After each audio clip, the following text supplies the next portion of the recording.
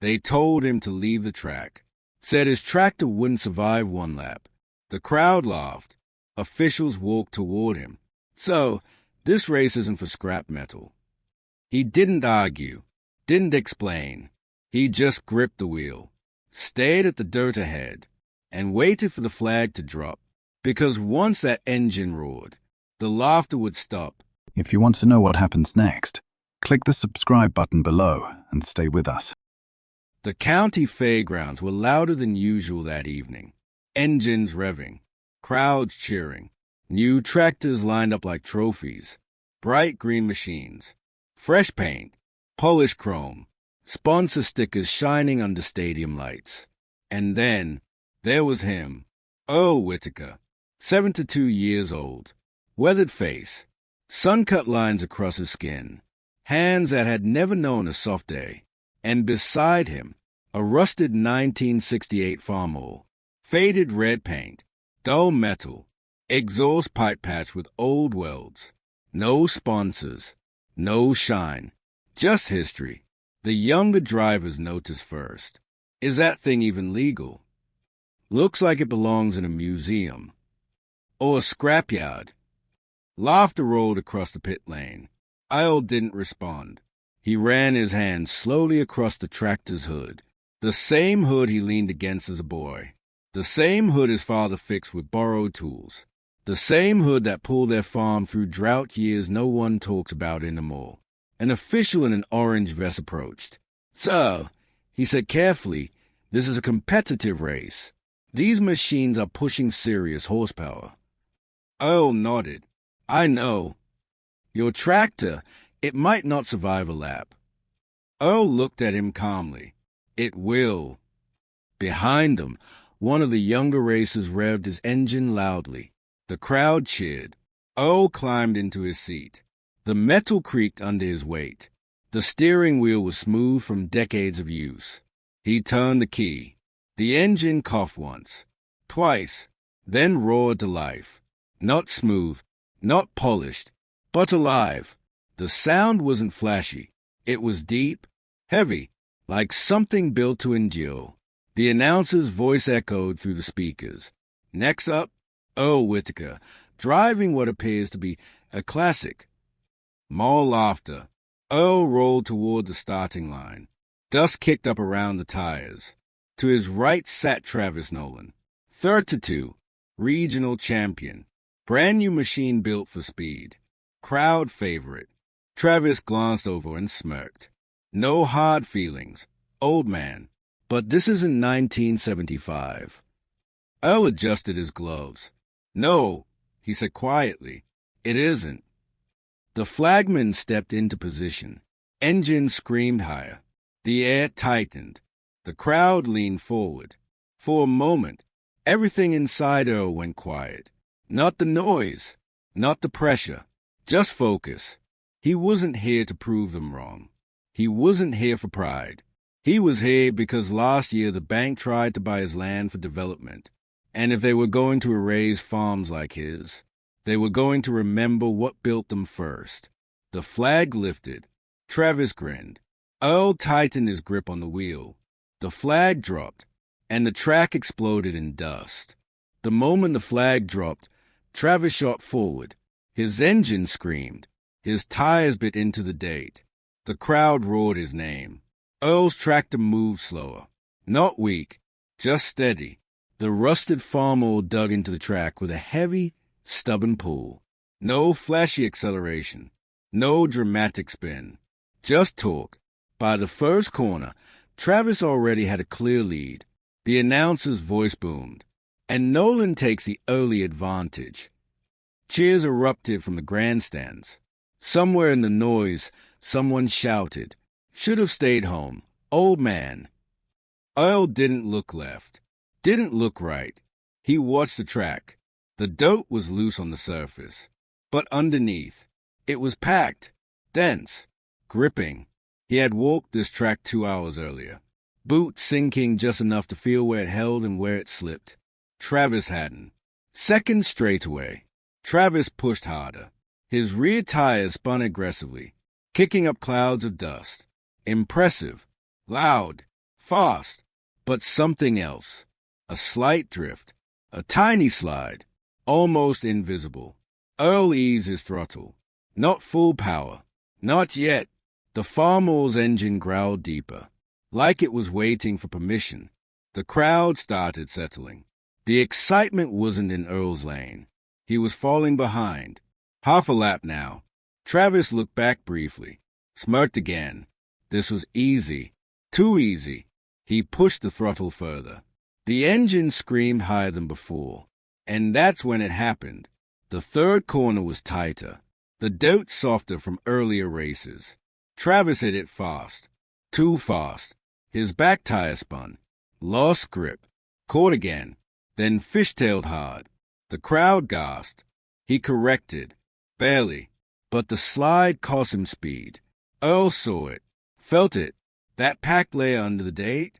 That was his advantage. He eased the farmer into the corner slower. Let the weight settle. Let the torque work. No spinning. No screaming engine. Just pull. The old tractor hugged the inside line. And slowly, very slowly, the gap shrank. The announcer's tone changed. Whitaker is holding steady here. Holding steady. That's what they called it. But Earl wasn't holding steady. He was waiting. End of lap 1. Travis still ahead. But not as far. Not as comfortable. And in the grandstands, the laughter had quieted. Lap 2 began with less cheering. People were watching now. Really watching. Travis felt it too. The race wasn't over as quickly as he'd planned. He pushed again. The new John Deere roared down the straight. Horsepower doing what horsepower was built to do. Earl stayed behind him. 5 tractor lengths back. Calm. Unshaken. The farmer wasn't loud. It wasn't flashy.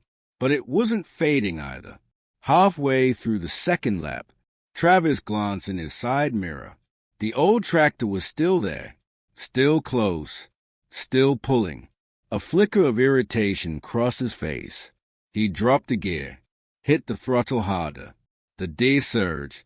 But this time, the rear tires spun longer than they should have. The date wasn't as predictable now. The top layer was breaking apart. The ruts were deepening. Modern power struggled when traction disappeared. Old weight didn't. Earl leaned forward slightly, listening, not to the crowd, not to the announcer, to the engine. He could hear every vibration, every shift in tone. This tractor had plowed fields for decades, pulled hay wagons heavier than this track had ever seen, survived winters that newer machines would have rusted through. It didn't need speed. It needed grip. Third corner again. This time Travis entered slower, more cautious. But cautious cost momentum. Earl took a slightly wider line, let the heavy rear end settle, fed power gently. The farmer crawled forward with quiet determination, and for the first time, Earl's front tire came even with Travis's back tire. A murmur rolled through the crowd. The officials who had walked toward Earl earlier, they weren't moving now. They were staring. Travis heard it, that low sound from the stands. He felt something worse than pressure. He felt doubt. He stumped the throttle again. The engine screamed. The tractor lunged, and then coughed. Just once. A sharp stutter. Not a breakdown. Not yet, but enough to shift everything. Earl heard it too, and he didn't smile. He didn't celebrate. He simply adjusted his line, kept the torque steady, and let the farmer do what it was built to do. By the time they hit the straightaway again, they were side by side. The crowd wasn't laughing anymore. They were on their feet. The third lap started with silence. Not the kind of silence you get when people are bored. The kind you get when they realize they were wrong. Side by side, the brand new John Deere and the rusted farmer charged into the first corner. Travis could feel it now. The weight of eyes, the shift in the crowd. This wasn't funny anymore. This was dangerous. He pushed harder. More throttle. More aggression. The Deere had more horsepower. Everyone knew that. But horsepower doesn't win races alone. Control does. And patience. The dirt had changed. 3 laps of spinning tires had carved deep ruts into the track. Loose soil on top, hard base underneath. Travis hit the corner too fast. The deer slid wider than he wanted. He corrected quickly, but correction cost speed. Earl didn't rush. He had raced field his whole life. Mud after rain, dust in August, clay that stuck like glue. He knew when to fight the ground, and when to let it work for him. He eased into the same corner. Not dramatic, not flashy, just steady torque. The farmer's rear tires dug in, not spinning, gripping, pulling, and inch by inch. The old tractor moved ahead, just a half tire at first, then a full tire. The announcer's voice cracked through the speakers. "Folks, this is unbelievable." The crowd was standing now, phones out, hats in the air. No one was laughing. Travis glanced sideways. He saw the faded red paint, the worn metal, the old man gripping the wheel like it was 1978 again. And for the first time, Travis understood something. This wasn't about proving the tractor.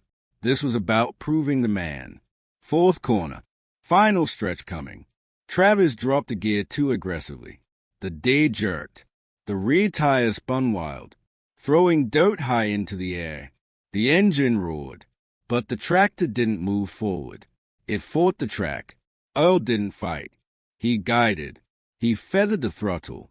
He trusted the weight, the balance, the machine he rebuilt bolt by bolt.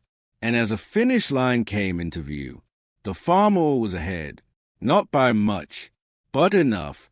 The final lap had begun, and suddenly, the outcome didn't look so certain anymore. The white flag dropped. 1 lap left. The crowd didn't breathe. Dust hung in the air like smoke after storm. 2 tractors. 1 modern machine built for dominance. 1 relic people said belonged in a museum. Travis slammed the throttle. The day answered instantly.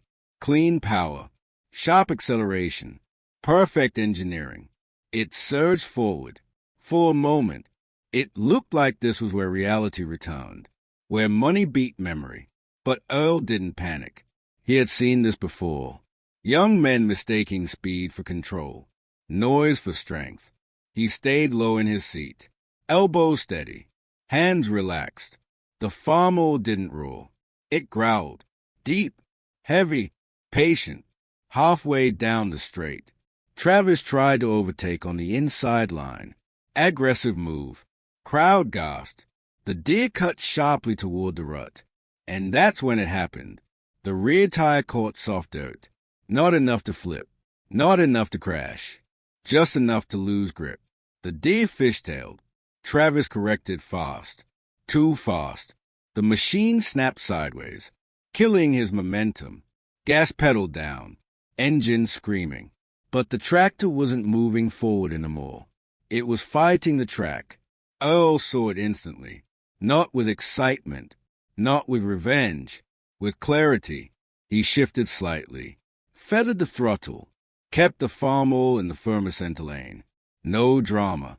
No show. Just torque meeting traction. The old tractor pulled past the deer. Slowly. Deliberately. The announcer's voice broke through the speakers. His actually passing him. The crowd exploded, but Earl didn't hear it. He only saw the finish line.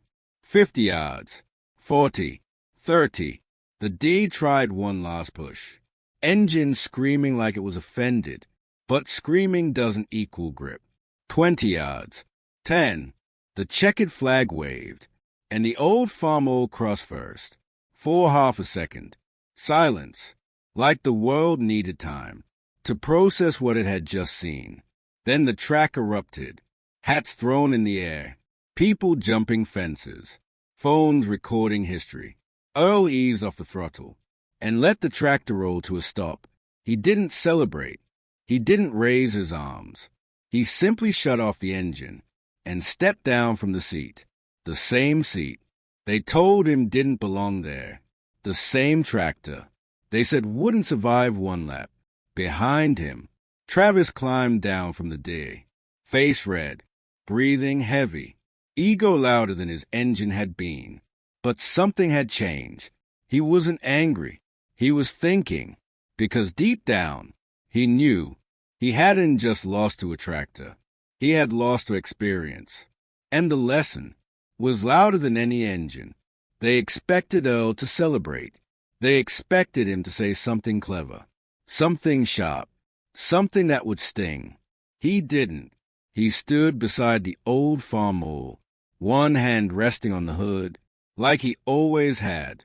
The officials approached slowly. One of them cleared his throat. "Sir, we were wrong." Earl nodded once. "You were," he said calmly, "but that's all right." Travis walked over next. No cameras in his face now. No cheering crowd between them. Just two men. Two tractors. One lesson. "I thought speed was enough," Travis admitted. Earl looked at the day. Brand new. Polished. Still ticking as it cooled. "Speed's good," Earl said. "But speed without patience? That's just noise." The crowd began gathering around them. Not to laugh. Not to mock. But to listen. Because something had shifted. Earlier that day, people pointed at Earl's tractor like it was scrap.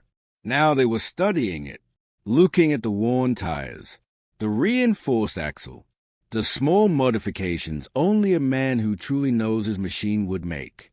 An older mechanic in the crowd muttered. He didn't overpower the track. He understood it.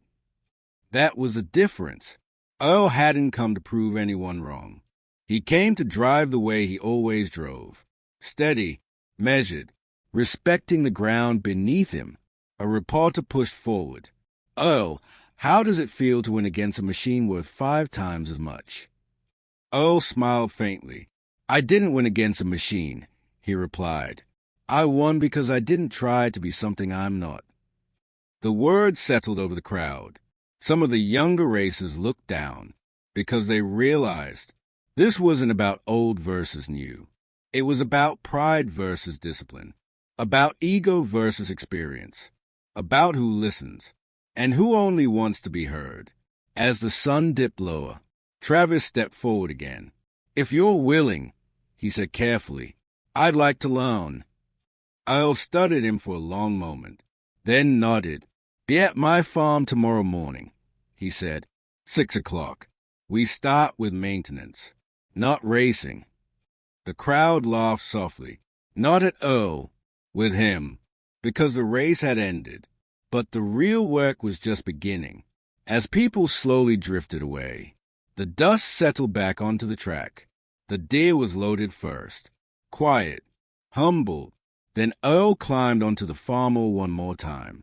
He didn't rev it, didn't show off. He simply turned the key. The engine came alive with that deep, steady growl.